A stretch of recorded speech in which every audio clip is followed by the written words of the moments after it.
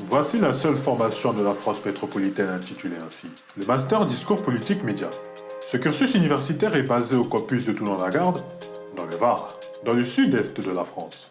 Il donne ainsi lieu à un Bac+5 qui est toujours précieux dans le cadre de la recherche d'un emploi. Créé en 2003 suite à la réforme licence-master-doctorat qui a alors modifié le système d'enseignement supérieur français car il fallait l'adapter aux standards européens de la réforme bachelier-master-doctorat, le Master Discours Politique Média était d'abord appelé Langue et Communication. Cette formation était davantage basée sur la linguistique et réunissait une quinzaine d'étudiants chaque année. Ce n'est qu'en 2018 que la formation a changé son nom. Autrefois Master Langue et Communication, il est devenu Master Discours Politique et Médias. Elle offre désormais une formation pluridisciplinaire avec l'introduction de cours tels que le droit ou l'histoire des idées politiques. Il permet également un renforcement dans les langues étrangères grâce à la communication et à la rédaction. Si la formation a eu pour habitude de réunir des étudiants étrangers dans le passé, ce n'était pas le cas l'an dernier. En effet, 12 étudiants ont été inscrits et la majorité étaient français. Or, cette année, la tendance s'est plutôt inversée. 14 élèves sont officiellement inscrits, mais 5 seulement sont nés en France métropolitaine, dont 2 ayant été formés à l'université de Toulon depuis la licence. On dénombre ainsi des étrangers avec 2 étudiantes marocaines, une étudiante d'origine ivoirienne, une étudiante d'origine sénégalaise, un étudiant d'origine russe, ainsi qu'un néo-calédonien. Alors pourquoi une telle diversité? Et qu'est-ce que ces étudiants venus des 4 coins du globe sont venus chercher dans le Master Discours Politique et Médias de Toulon? Quelles sont leurs ambitions futures? Et envisagent-ils de rester en France métropolitaine après la fin de leurs études? Moi, je m'appelle Jonathan Bonnemaison Ganga, j'ai 23 ans et demi, donc je vais avoir 24 ans cette année. Je suis français d'origine congolaise, donc je viens de la banlieue parisienne, de l'Île-de-France. Alors moi, j'ai fait un bac ES que j'ai obtenu en 2014. Ensuite, j'ai fait une licence en langue étrangère appliquée, anglais et espagnol, que j'ai obtenue en 2018 à l'université de Cergy en Île-de-France. Je m'appelle Nedal El Kawassi, je viens de la partie orientale du Maroc, plus précisément Oujda, Belkane, Saidia. J'ai fait un bac en sciences économie et gestion comptable. Ensuite, j'ai basculé vers des études en littérature française, par amour à la littérature française, et par la suite j'ai dû changer pour faire une licence en linguistique. Française toujours, arabe. Je m'appelle Ibtissam El Madani et je viens du Maroc, du Casablanca plus précisément. En fait, j'ai fait une licence en linguistique à Casablanca et du coup ce master est cohérent avec mes études. Je fais de la linguistique toujours, je fais de la communication, voilà. Bonjour, moi c'est Maxime Giralt, je viens de Perpignan.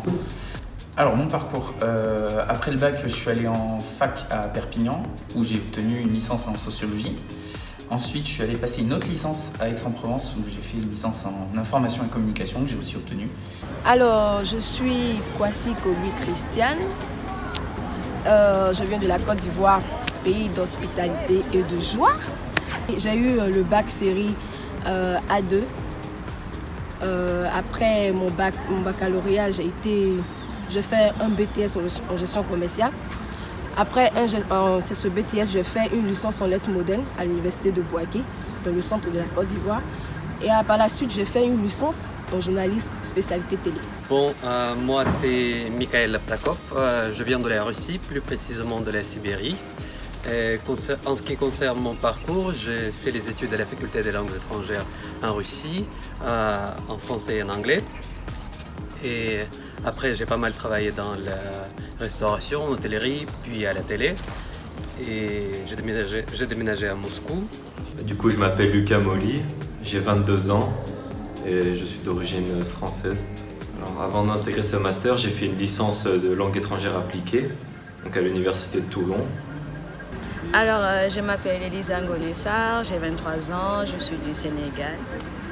Alors, avant, je faisais une licence en anglais à l'université Cheikh Anta Diop de Dakar.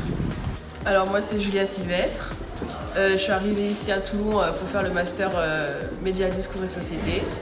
Et avant, j'ai fait une licence de journalisme. Bonjour, alors moi c'est Guillaume Bernex, je suis étudiant en première année de master DPM. Je suis français, j'habite depuis plusieurs années ici dans le département du Var, en France. J'ai fait une licence LEA, donc en langue étrangère, spécialité allemand-anglais, j'entends bien en anglais. Alors moi c'est Théodore Wamitan, je suis originaire du Pacifique, de l'île de la Nouvelle-Calédonie, Pacifique Sud. J'étais à l'université de la Nouvelle-Calédonie en licence LCO, langue et culture régionale, avec pour spécialité langue océanienne. Et ensuite j'ai commencé un master en Nouvelle-Calédonie que je n'ai pas pu terminer. Et je suis venu en France pour entrer dans le master DPM. Alors l'intitulé, parce qu'il y avait le mot média surtout. Après, je suis aussi ouverte à la politique, au discours, et c'est aussi des choses que j'ai déjà vues en licence. Donc je me sentais moins perdue. T'as intérêt parce que l'intitulé était intéressant.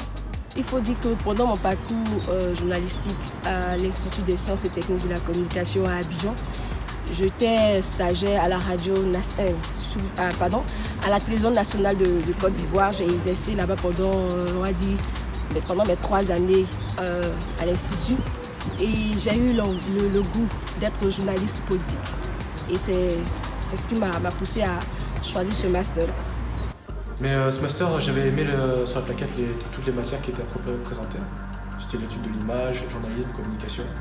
C'est ça qui m'a le plus intéressé, qui continue de m'intéresser même à ce moment-là. Alors là, je pourrais plus travailler ma communication vu que ça m'intéresse un peu de forger encore ma communication, pouvoir parler en public surtout, parce que je sais que j'ai des problèmes pour ça. C'est partout là, il y avait Marseille aussi, Montpellier, Nice, ces grandes villes du sud. Et quand j'ai vu parmi les masters qui m'ont accepté, celle qui représentait la voie, la bonne voie, c'était Toulon. Et puis de par sa localisation géographique, c'était vraiment quelque chose à tenter. Pourquoi j'ai choisi ce master? Premièrement parce que je voulais reprendre les études en France et je voulais étudier le monde des médias, tout ce qui est médiatique, et j'ai tombé sur ce master et on m'a accepté, je suis venu, et voilà. Déjà la région parce que le soleil, parce que je suis du Pacifique, des îles un peu tropicales, et c'est plus une région qui m'attire. Il y avait un master un peu qui correspondait un peu à Strasbourg et j'ai choisi le plus au sud. Premièrement parce que je voulais surtout sortir de ma zone de confort, aller étudier ailleurs que dans mon pays. Bien sûr, les études dans mon pays sont intéressantes, mais aller ailleurs et sortir de son pays, aller rencontrer des gens, faire des découvertes aussi, vivre avec d'autres personnes, d'autres continents venus de partout du monde. Ça, c'est ce qui m'a suscité, surtout pour la curiosité des études ici. Je pensais vraiment pas me retrouver avec des personnes venues de Russie ou alors de contrées encore plus lointaines, répandues un petit peu partout sur le globe. Non, je pensais vraiment pas parce que ça me paraissait assez relevé comme domaine pour avoir des gens qui venaient de cultures différentes. Mais je trouve ça très intéressant d'avoir des gens comme ça.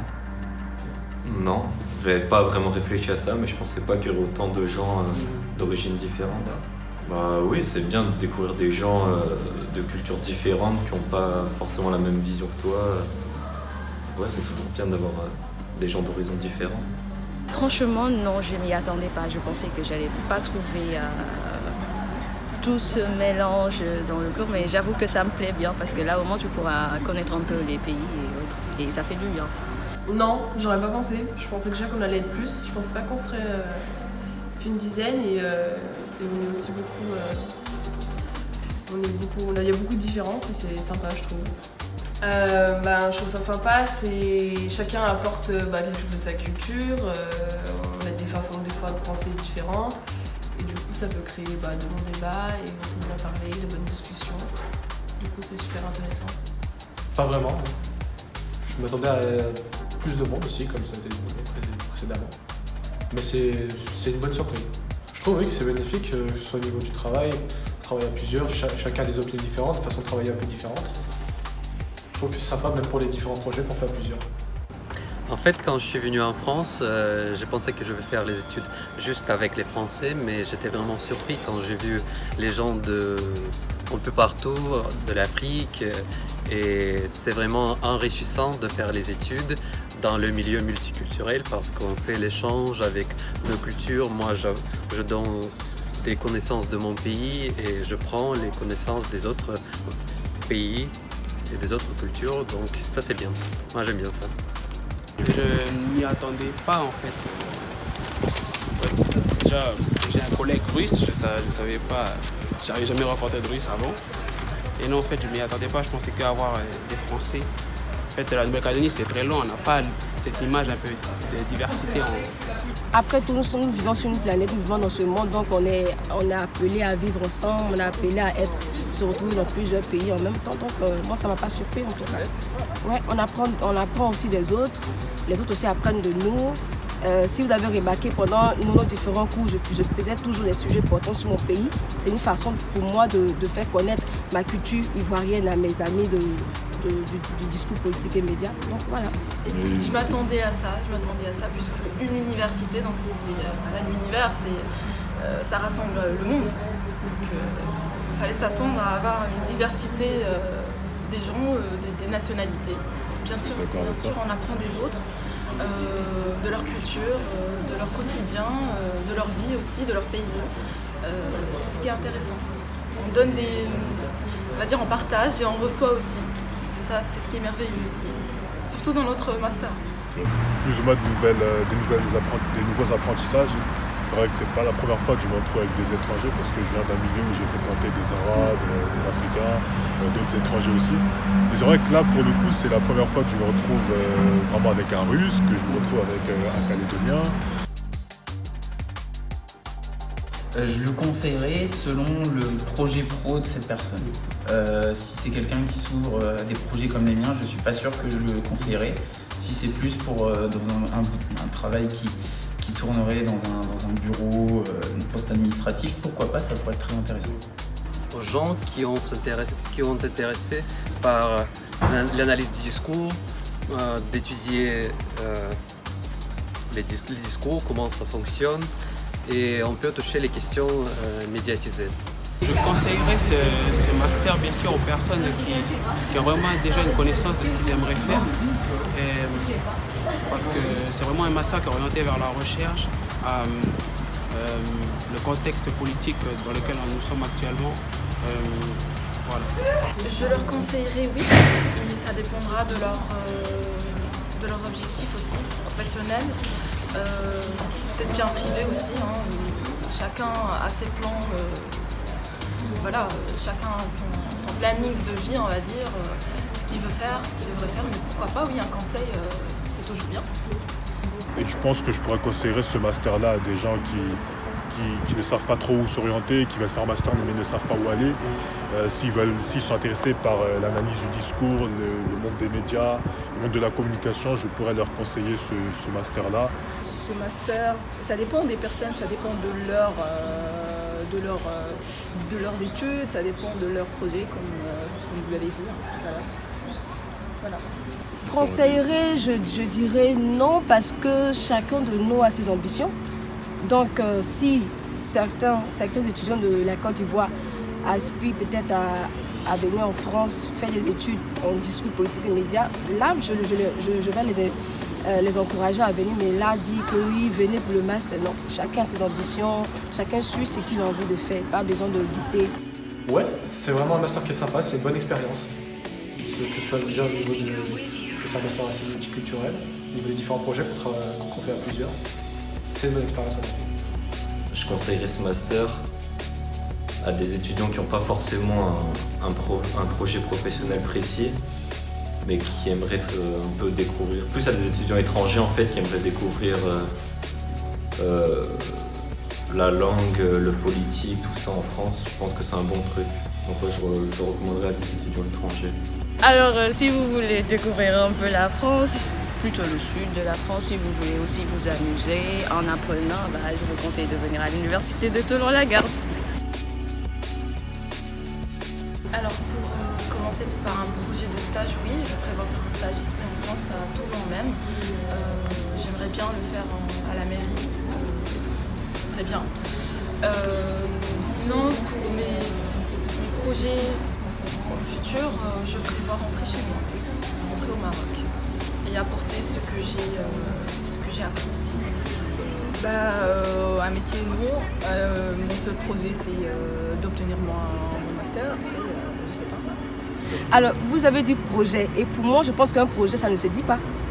Donc, voilà, vous saurez peut-être dans 2 ans, 3 ans où je serai. Je n'ai pas le droit de dire mes projets ici, à l'écran. Mon projet d'avenir, c'est tout d'abord réussir mon master ici.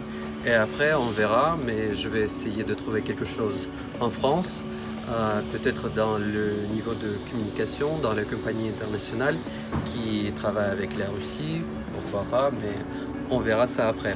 Si éventuellement je peux acquérir plus d'expérience ici, je resterai peut-être quelques années et après rentrer chez moi. Mon projet d'avenir,